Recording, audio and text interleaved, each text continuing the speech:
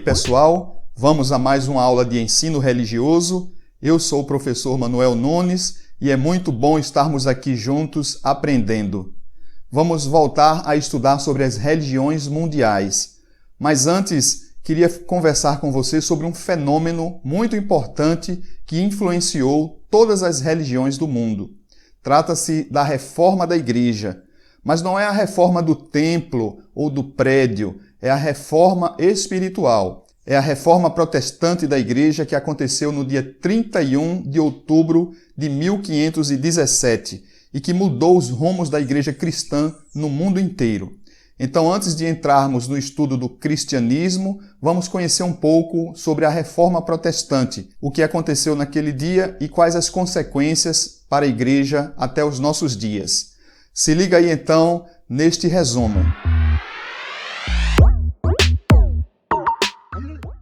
Martinho Lutero, um monge alemão, publicou na porta do castelo de Wittenberg 95 teses criticando e pondo em debate várias práticas da Igreja Católica. Isso acabou por desencadear acontecimentos que hoje conhecemos como a Reforma Protestante.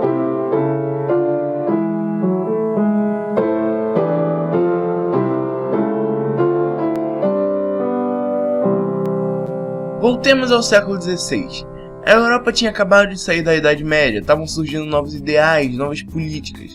O absolutismo estava ganhando força, o que fez com que os reis entrassem em conflito direto com a Igreja Católica, que até então detinha o poder.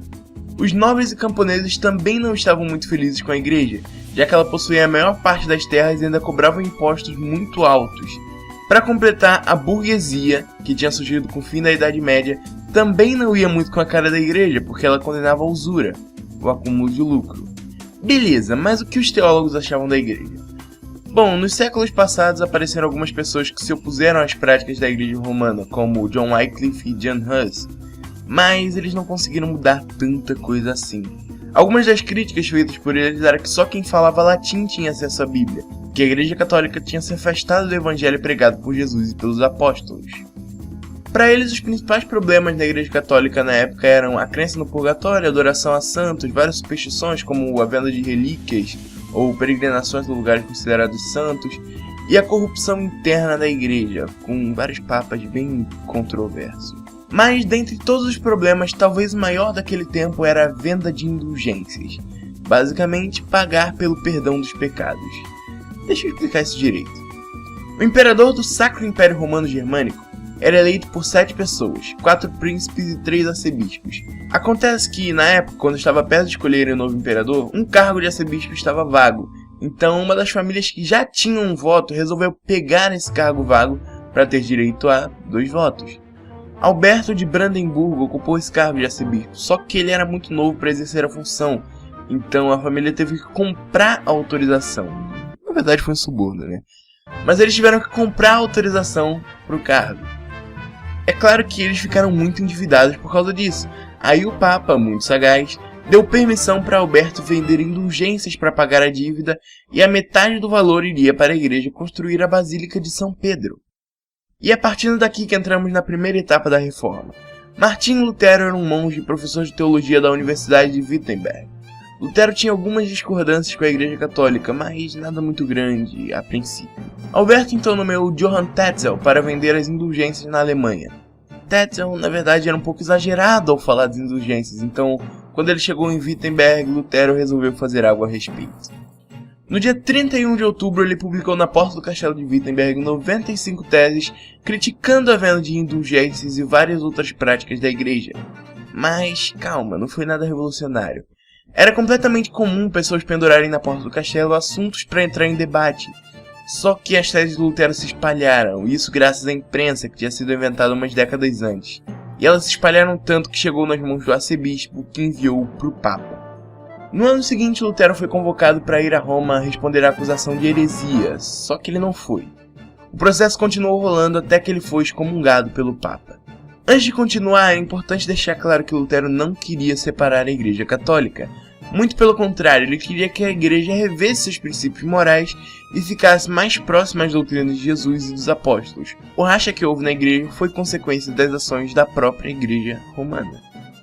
Nesse ano também rolou a Dieta de Worms, quando Lutero foi convocado para ir no parlamento e negar tudo o que ele tinha dito, e ele não fez isso. E a partir de lá foi promulgado o Edito de Worms, que considerava as ideias de Lutero como heréticas e criminosas. Então ele foi obrigado a fugir e se refugiar no castelo de Wartburg. E lá no castelo, com a proteção do príncipe, Lutero escreveu a tradução do Novo Testamento para o alemão. Alguns poucos seguidores meio radicais de Lutero começaram nessa época umas rebeliões armadas contra os nobres e o próprio Estado, mas o próprio Lutero era contra as rebeliões. Na Dieta de Speyer, em 1526, a Alemanha concedeu certa liberdade religiosa aos seguidores de Lutero, tanto que alguns príncipes até incentivaram o protestantismo em seus territórios. Mas isso não durou muito. 3 anos depois, por causa de uma outra dieta, todas as permissões concedidas aos luteranos foram revogadas. Daí, 6 príncipes e 14 cidades livres da Alemanha apresentaram ao imperador um documento para protestar contra a decisão tomada por ele. A partir disso, essa galera ficou conhecida como protestantes. Por causa da confusão, o imperador convocou mais uma dieta, agora em Augsburg, onde foi apresentada pelos luteranos a Confissão de Augsburg, uma confissão de fé. A Igreja Católica respondeu com um documento refutando a confissão. Como tréplica, os luteranos iriam apresentar a Apologia da Confissão de Augsburg, mas o imperador rejeitou. Do mesmo jeito, eles publicaram 2 documentos que se tornaram a confissão oficial de fé das igrejas luteranas, e elas passaram a atuar mais nos territórios dos príncipes convertidos ao luteranismo. Nessa confissão foram sistematizadas as ideias de Lutero da Bíblia, como a justificação pela fé, que diz que o homem não é salvo por seus méritos próprios ou obras, nem indulgências, mas a salvação vem única e exclusivamente de Deus. O matrimônio do sacerdote, que colocava fim ao celibato obrigatório, agora os pastores, reverendos, padres e afins luteranos poderiam casar se quisessem. Inclusive o próprio Lutero casou. O fim do culto aos santos. Lutero acreditava que não se deveriam prestar qualquer adoração ou fazer orações a santos, somente a Cristo. E 2 ordenanças deixadas por Jesus, o batismo e a ceia. A confissão é muito grande, então é só um básico aqui. E a igreja luterana não ficou apenas na Alemanha.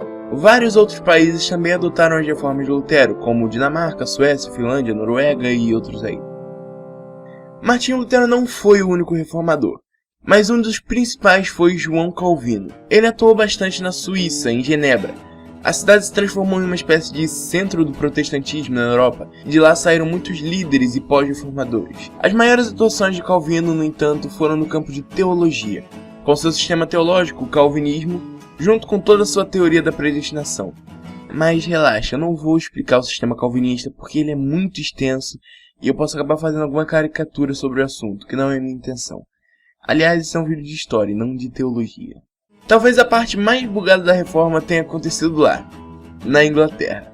Os luteranos e os calvinistas estavam chegando aos poucos em solo inglês, tanto que o Novo Testamento já tinha sido traduzido para a língua, mas foi o próprio rei que reformou o país. Henrique VIII era bem católico, tanto que ele escreveu um livro contra Lutero, que fez ele ganhar o título de defensor da fé pelo Papa.